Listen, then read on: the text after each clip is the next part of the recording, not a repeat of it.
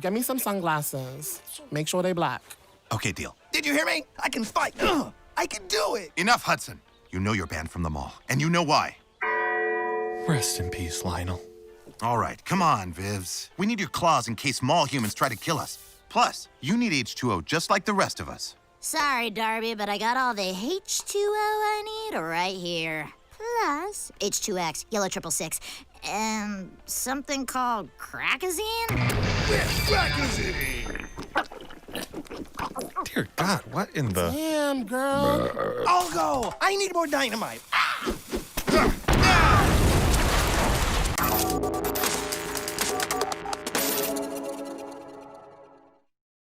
Well, thank you so much. I appreciate you taking time out to chat with us here at The Beat. It's so lovely to have you. Wildlife is crazy. So tell me just a little bit about how you got involved in this particular project and, why Hudson? I knew there's 3 creators, Adam, Dylan, and Alex, or 3 producers, I should say. Now, Alex Plappinger, who I like to call Plappy Plappy Joy Joy, I had known because of some other reasons. We almost worked together. I actually almost wrote something for him years ago, but it didn't end up working out. But, obviously, luckily, he still remembered me. So I want to say, if I remember correctly, that I did book this through a good old-fashioned audition. But Hudson is crazy like a fox, which I already am. So it was kind of easy for me to go there with it. And, it's really, he's wild, and so I kind of love that there's an outlet for me to, be physical and social in this pandemic through the form of an animated fox. Yes, I did get a chance to speak to Adam and Alex and Dylan earlier this week, and they are some fun guys. And they actually mentioned that this entire show has been shot and produced during quarantine. So Yes. Tell me what that process is like of recording from what I assume would be your home garage. I feel like it's doubling as like an office, maybe even a voice studio and everything. We have, luckily, we moved into this place like 2 months before the lockdown started. And, we're renting, but it is a house with a yard, which is amazing. So we have like a little private outdoor area for the kids to run around. But we have this finished garage that we turned in, that's an office. And definitely I've created the most DIY home studio. Luckily, I am not tech illiterate, I'm not sound equipment illiterate or some of these recording programs.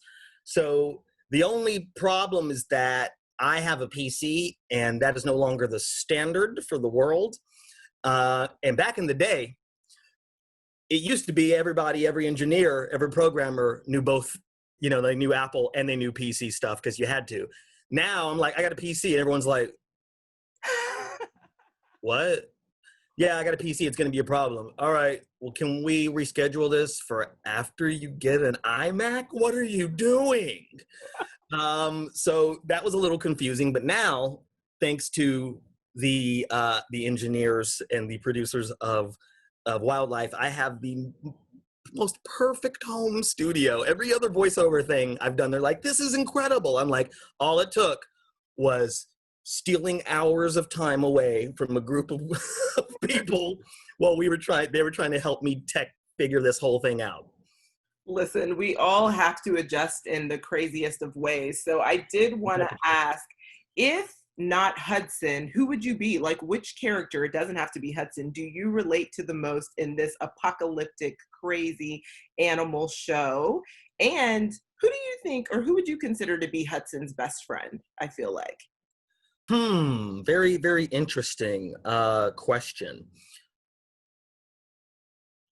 Which animal would I rather be? Is that what you said? Which animal would I rather be, and who is Hudson's friend? Who's Hudson's best friend? Yes. Well, I asked In the context Adam of the and show. Alex and Dylan kind of, who they relate to the most, which character, and they Yes. actually gave phenomenal answers. And most of them were rooted in the fact that they actually voiced some of them. So they were like, ironically, I feel a kindred spirit.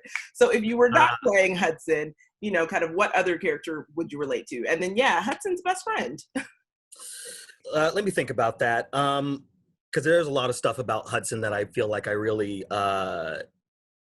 what's the word I'm looking for? I really connect to. Like, I feel like he's the person that is the most like me, out of everybody else. So I'm happy that I'm actually playing that part, But I guess if there was another part that I was going to play, it would most likely, this is a really hard one. I'm just trying to think. Who's Hudson's best friend? Well, let me think. It's funny because I forget everybody's names. Because I think that in a weird way, Hudson doesn't think of everybody's names. He just thinks of what they are. He's like, Koala, shut up. Yeah, be quiet, Yeah. So I always think like Hudson doesn't know everyone's names. I don't think he even knows his own name. But that's a different story. So, geez, crazy, fresh and breezy. Who voices the koala? Is it Reggie? Is it Reggie? So the koala is Reggie. Yes, the koala is Reggie, and then Marnie is voiced by Claudia. Yes. But what's the koala's character's name? That's what. Darby. Darby. Yes. Okay. Right. Okay. I think Darby is Hudson's best friend.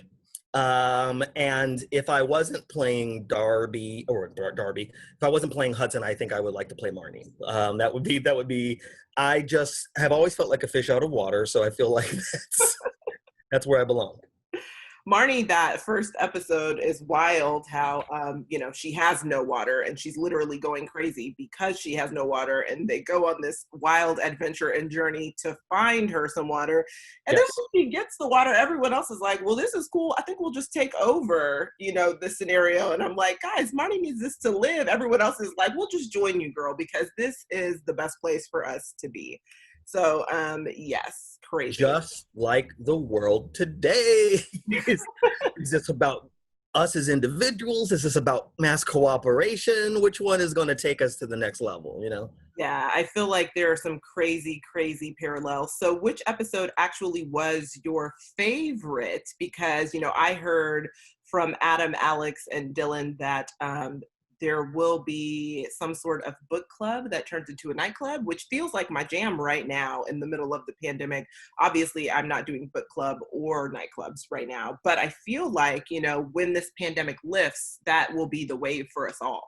So, I'm with you on that because obviously this pandemic, to me, if there's one thing that I think that everybody can agree on, it's that we're taking each other for granted. And boy, do we actually want to be around each other. Some people to the point that they're, not going to make it. But but I think that when it's safe, we know that we can manage what the heck is happening in the world. Man, people are going to like anything where we can be around each other is going to be, book clubs, pools, nightclubs, comedy clubs, concerts is just gonna, people are already going to like drive-in theaters have kind of made a weird resurgence but it's something kind of weirdly romantic and nostalgic about it. But yeah, my favorite episode probably has to do with, I'll just say a spiritual awakening that Hudson was able to no longer be third eye blind to. I wanted something else out of this semi-charmed kind of life. Oh, okay. Well, that is one of my favorite songs. So I am looking forward to seeing what that episode looks like amongst all of the other crazy ones, I should say, because I feel like every single episode is insane. And I appreciate that because I need this type of comedy in my life. So thank you so much for chatting with The Beat about this show. I cannot wait to watch the rest of the season. Hope you enjoy it, KB. It's lovely to see you again. Thank you very much for talking to me.